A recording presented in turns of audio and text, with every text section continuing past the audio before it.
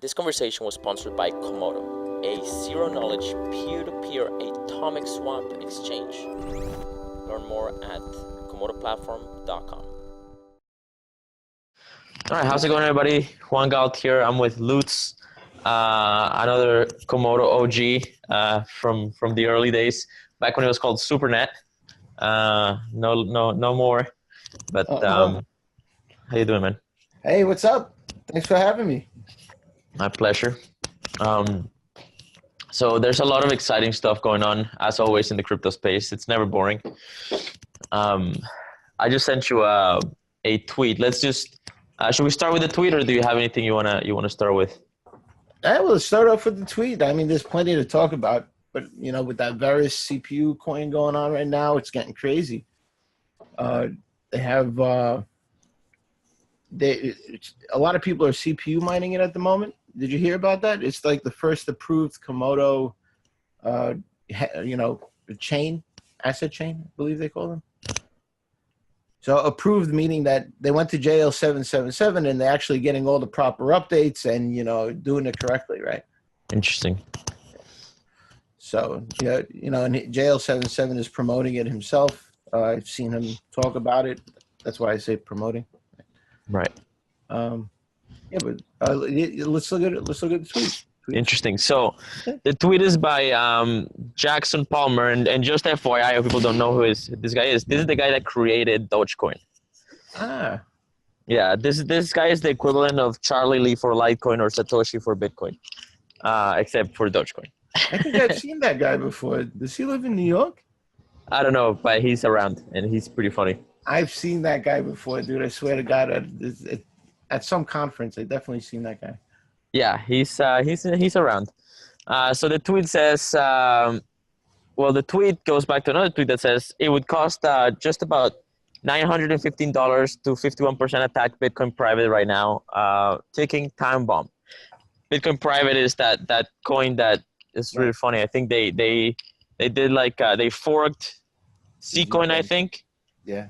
And then they added. They airdropped new supply to Bitcoin holders and called it Bitcoin private. And what he's referring to here is that there's a thing called Nice Hash, as far as I understand, where you can bid up. It's like an auction place or a marketplace for hashing power, and you can just point it at whatever. I've used it. Drop money, yeah. Okay, so am I right that basically you can just buy hashing power and point it at whatever? Yeah, so there's a whole bunch of people with cards, GPU cards, that they're selling, and you could buy all their cards and utilize it for a certain amount of time, and you pay for the time. And you could get all of them, and you could do it for days, depending how much money you want to spend. Gotcha. So it's a fairly liquid kind of hashing market or something. Yeah. So if you really want to when a coin first comes out, they call it insta mining it, right? Because as soon as they hit the button for that Genesis block, all of a sudden everyone should be mining, but technically the only people that are mining are the people that know, right? Right. So who knew at what second and what time, and how many hours ago, and the devs that did it, unless they're really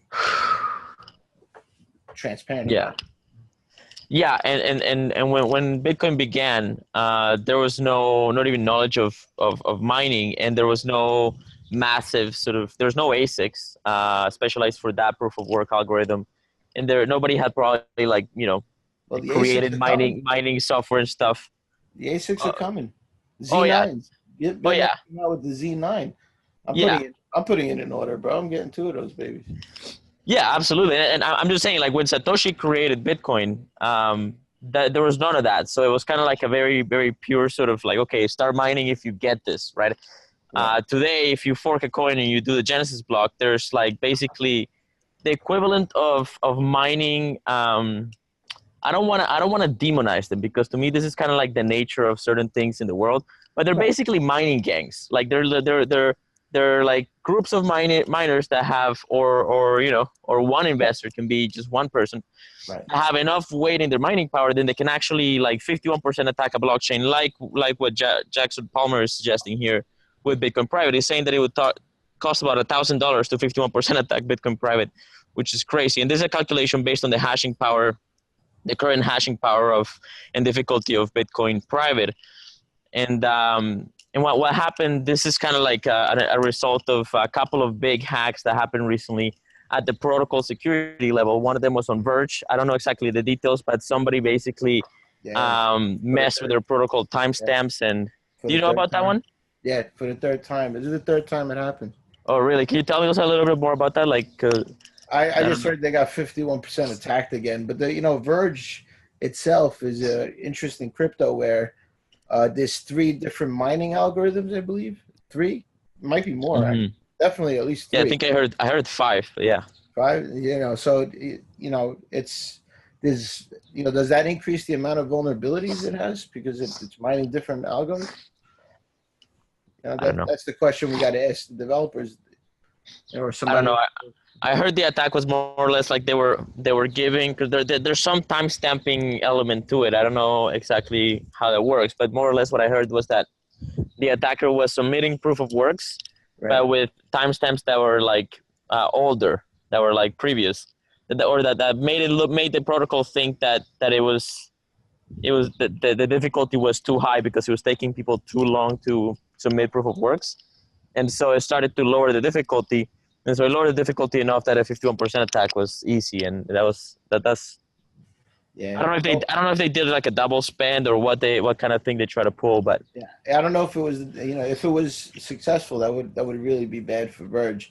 Verge was promoted by McAfee, I believe, so that doesn't look good from a security standpoint, right? Because he's supposed to be like a leader in the security field. Yeah, definitely not. And McAfee seems to be kind of like, he tweeted out like, all right, my wife will pump whatever coin you want if you give her, something like $100,000. He literally tweeted that out. So he's, it's funny. It's funny. If you had a chance to make $1 billion all at once, anybody in New York City would do it. I mean, there's the morality thing on the side, but there's, if you go to anybody in New York City, they're all scamming somebody, right? They're all finding a way to make, so it's, I mean, you can knock the guy, but it's human nature that people just do it. Yeah. People are going to try. Some people are going to try. And that's just kind of the nature of the market. He's in a better position to do something like that, but there's a lot of hungry people out there. So let's get back on Komodo though. Yeah. Okay. So yeah, we're weaving our way back to Komodo there. So okay, so that's one, and we don't know whether there was any kind of double spend attack on any exchanges on Verge, but the attack was definitely happened. I don't know what happened afterwards. So there's some details worth looking into there.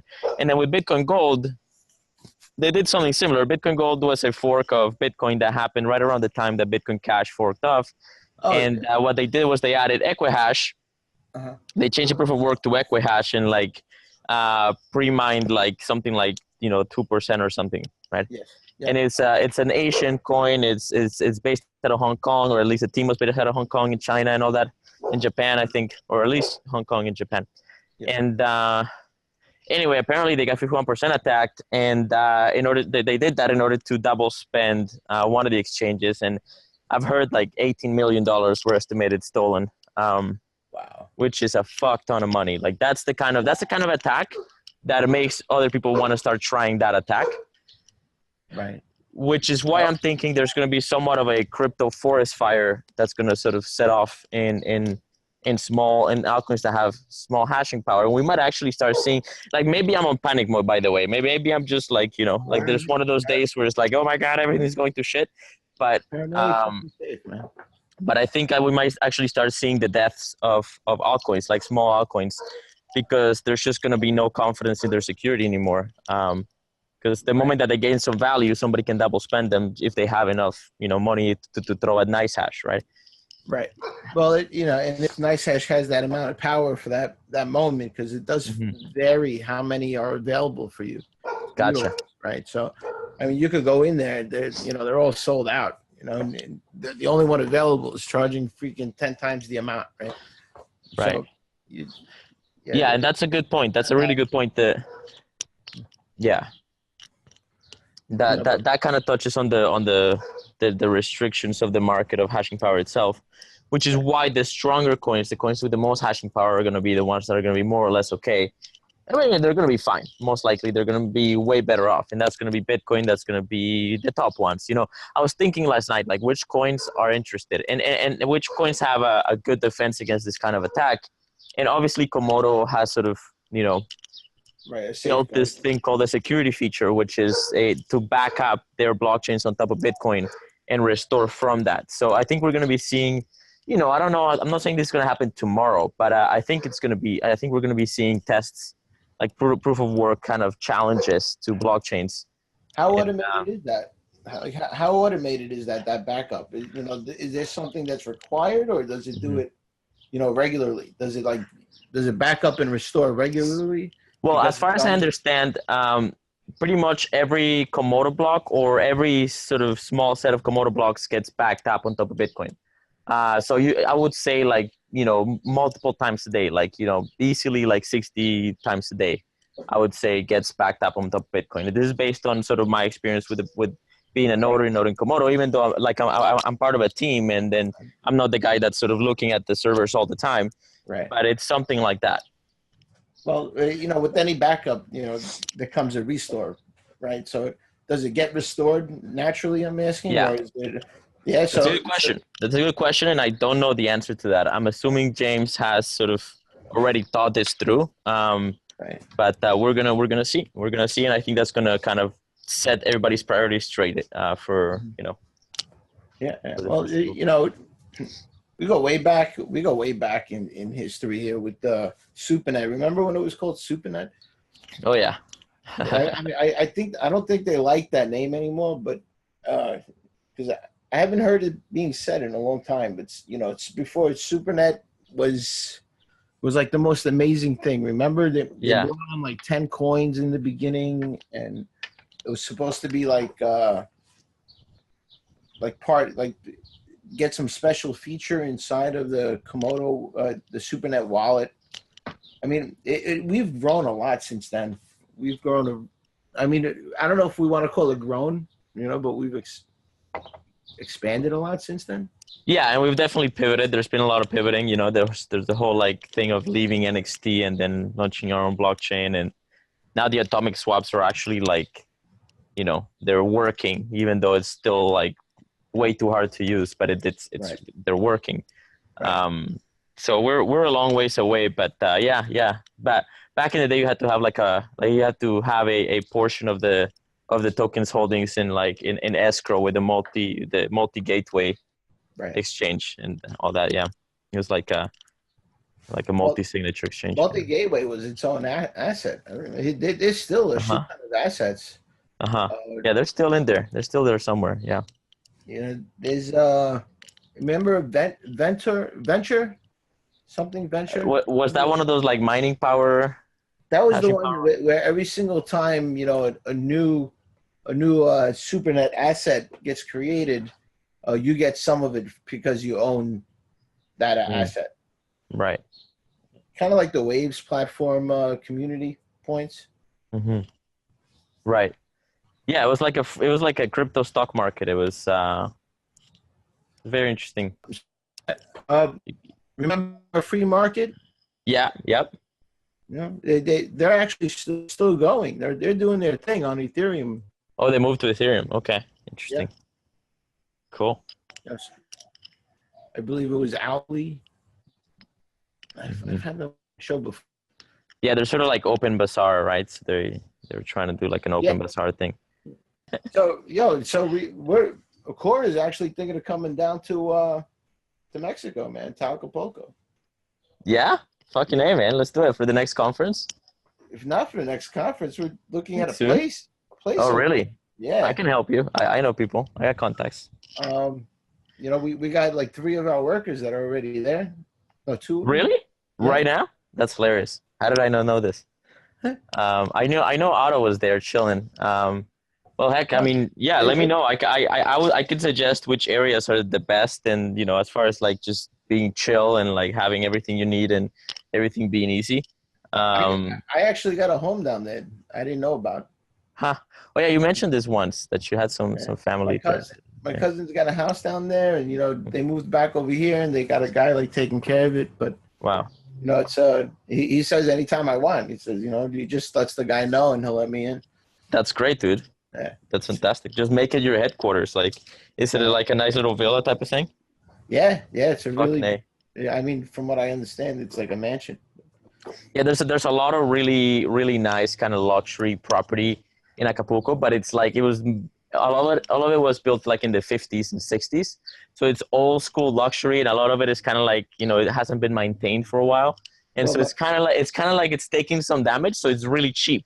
my And so you can uncle, get like my, really un- cheap high quality property there just my for uncle, rental. my uncle built that house. Right. He built it When himself. He bought the when people, and he built it like 20, 30 years ago, something like that. right. Right. It Yeah, was in a like the long time 70s. ago. Yeah. But it's supposed to be really nice. Cool. I'm sure it is. I'm sure it In is. Acapulco. So I mean, what do you guys do down there? Like, when I get down there, what do you guys do? Well, I can connect you with a community that of people that I know, and basically we hang out sometimes.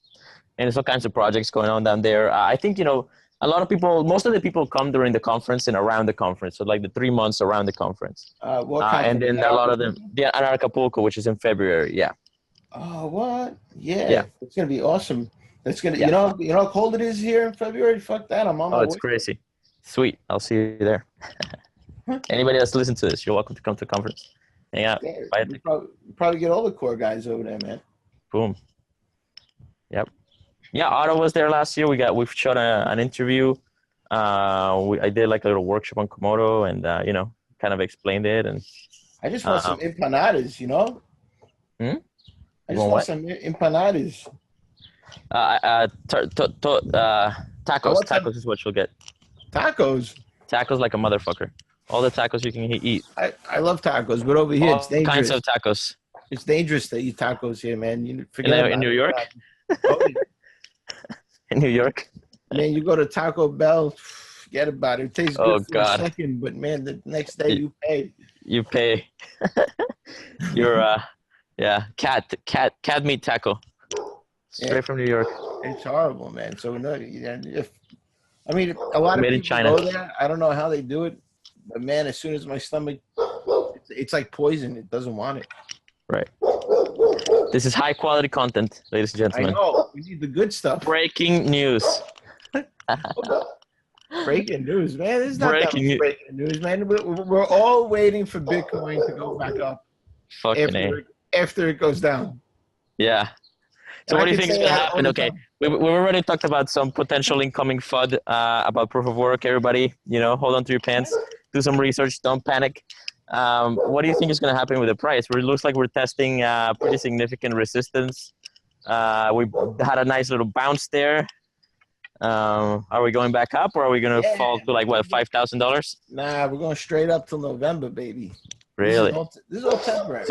So we are at bottom right now. This is the bottom, or are we going to bottom more? It could surprise us and bottom more, but my feeling is, if you look at the charts over the last 4 years, you'll see that there's always a steady increase after March.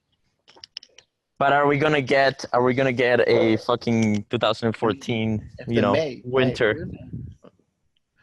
Well, we might. I mean, it doesn't matter, right? Because we all gonna hold. Did you hear about the EOS? The vulnerabilities on EOS. Yeah, that's fucking crazy. I knew there was gonna be something like that because anyway. It was too good. Yep. I just started dumping all my EOS. Like I just said I'm gonna dump. Now, granted, I'm dumping because of personally, I'm getting a little bit it's scary. A little bit risk averse. Yeah, a little bit risk averse. But damn. And could he even fix it? Who knows? Yeah. The EOS, Ethereum on steroids, apparently. That was supposed to be called.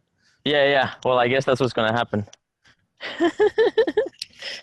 Because Ethereum is fucking crazy, right? So we're gonna see it on steroids. Well, Ethereum. I don't really like Ethereum too much. I'm not a fan. I got some, but I'm not a fan. Yeah. You're not the only one. So in our component, I'm okay with it. I don't care. But, huh? Where do I sign up for tickets for Anarchapulco? I go to anarchapulco.com. Really? That easy, huh? Yeah, it's a great time. It's one of my favorite conferences. The conference in its own, it's just like fantastic. No matter who's there or whatever. I'm going to the one in Atlantic City in a month. World Bitcoin Conference or something like that. Ah, It's in Atlantic City. I heard of In it. a couple months. Anarchapulco. Oh yeah, look at that. Man, this is badass. Mm-hmm. Yeah, pretty do. So you have any cool ideas? I mean, you want to talk more about Komodo? Yeah, and let's see. Any other topics that we want to have on the show, or like what else is interesting these days? Well, let's talk about Komodo in general. I mean, Mm-hmm. prices at 33,000, 34,000.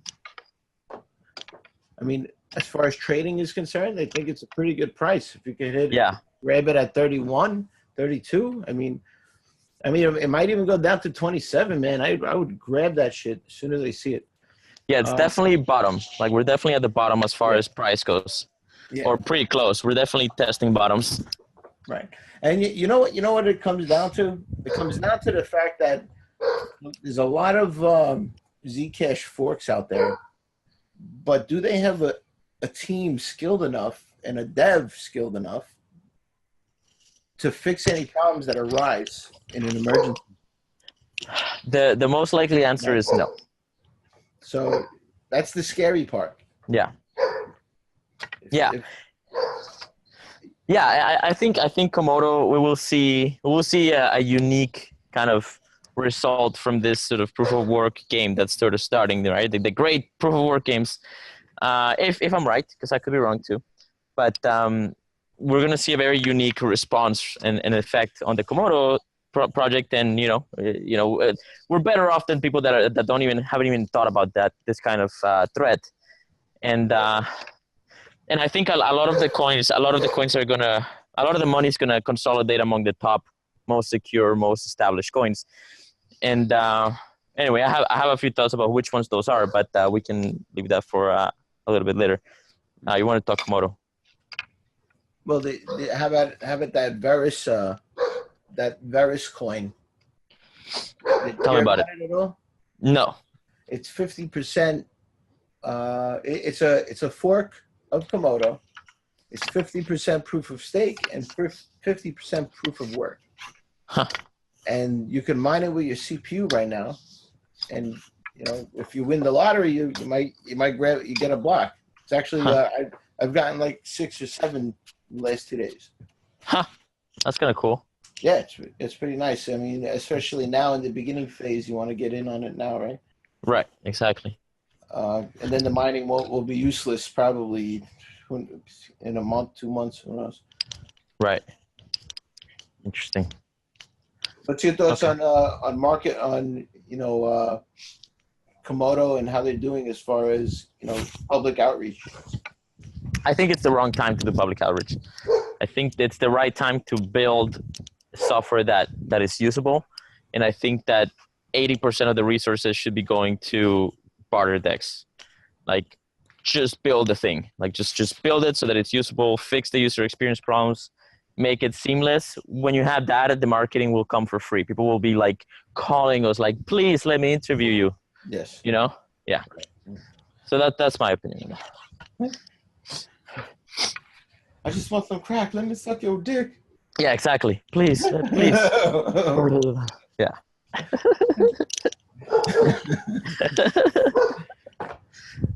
Oh man. So I mean, I think they could reach out a little more, but I actually no, they're fine. There's the SEO point of it, where I believe in making things more popular over time. SEO takes a long time, unfortunately. But there's a lot of like things that they could be doing more of, like more articles on their site, and there's a lot of. But I think what it comes down to is I hope that the team is like communicating with each other, which was an issue I really want fixed, which I was fixing when I was in there. But I hope they're all talking to each other. I'm not in there anymore, so I think that there's a lot of skill in that team, and as long as everybody's on the same page, they'll do pretty good. Yeah, that's a really good point. I think well, I'm not part of the core team. I don't know how the internal processes, communication processes, organization. I don't know how they do the internal talks in Komodo, but I am sort of a notary node, so I get to see some aspects that the normal sort of investor doesn't really see, and that's basically just because I get to I have the node, I'm running it, and there's a lot of conversation around that, and a lot of this information is visible if you look for it, but it's just not publicized necessarily because we're just busy building shit and maintaining things. So I don't know. I mean, I don't know how they're doing with that, but I think I definitely agree that communication is pretty critical. And it seems to me in general in the crypto space, we're in a very sort of introspective moment. Like the whole market is just kind of criticizing each other, and there's a lot of looking at other coins and comparing other coins to other coins. And this is mainly because we've mooned and now we're in correction mode. And correction mode psychologically, in my opinion, is the moment where you try to fix what's broken and highlight what's not broken, what's working, make it better. And that's the groundwork for the next pump. Right. And so yeah, I think it's good for us to have some good communication, some honest, constructive feedback, and that's in part why I want to do this kind of shows on a regular basis, because we can reach a lot of people, and anybody that's in Komodo that's listening that would like to come on the show, hit me up, and we'll tell me what you want to talk about. We'll talk, and we'll probably make it happen. So let's talk about sex, baby. Whoop, whoop. Let's talk about you and me. Waka laka baka baka. So wubba lubba dub dub. That's Rick and Morty would say. Is it hard to maintain a Komodo node? I don't know. I mean, it's a good 2-3 hour, 4 hour work day. Once you have the infrastructure set and once you're in, it's and you have to kind of know what you're doing. So like our top engineer to do it in our team is basically the guy maintaining it. He's got like 30 years of experience, and you got to look at the logs, and sometimes there's errors, and sometimes you don't know what the error is talking about. And you got to get in there and sort of do things. There's a lot of networking involved. We have to have really good bandwidth, really good RAM, really good processing. Right. Yeah. Basically maintaining a kind of customized server. But yeah, we'll see. Who else is that? What? When you say we, who else are you talking about? Well, I work with 3 guys. One is called Ryan, another one is called Travis, and it's me. Travis takes care of the hardware. Ryan takes care of the software, and I'm dealing with strategy and communication, and I have all the knowledge of Komodo, so whenever they don't know what the fuck's going on, they ask me, and I help them, or I help them find out, or right. Yeah. Gotcha. You're the mastermind. You're the brain. I'm the brain man. Yes. What are we gonna do tonight? We're gonna take over the world. Same as today, Pinky. Take over the world. So, Komodo's. There's really not much more to talk about on Komodo. I mean, I mean, it is what it is. We've been here a long time. Komodo's started out awesome, and we still think it's awesome. I mean, there's some pitfalls it had along the way. It was really innovative, and it still is innovative. The problem is it is. People are seeing it yet. Yeah. But I think eventually I see the price going to like $300K, man, each. Wow. What once we eliminate all the shit coins. Yeah. Yeah. And who knows? You never know. It could break at any point. And that's what I was saying earlier. If it breaks at any point, I mean, that's pretty scary. I mean, so you really want some good devs like JL777. He's awesome. Yeah, he's great. He's really good. Yeah. I mean, I think. Go ahead. I think like debugging is his life, from what I understand. Right. He's always debugging. Right. Always debugging. Yeah, I mean, I think I would like to see the Komodo community refocus around what they have that's unique, and that's the atomic swap exchange. Trying to be a token platform, trying to be a a smart contract platform that's already being done and being done maybe possibly better by other people, or maybe not. Maybe you guys can do it right and I don't know what I'm talking about. That's definitely a possibility. But I would say the thing that Komodo has that is absolutely unique is the Bitcoin security recycling process, as somebody called it, Yes. And the atomic swap exchange. Just go hard on that and get the top coins, and we're gonna see things kind of fall in place.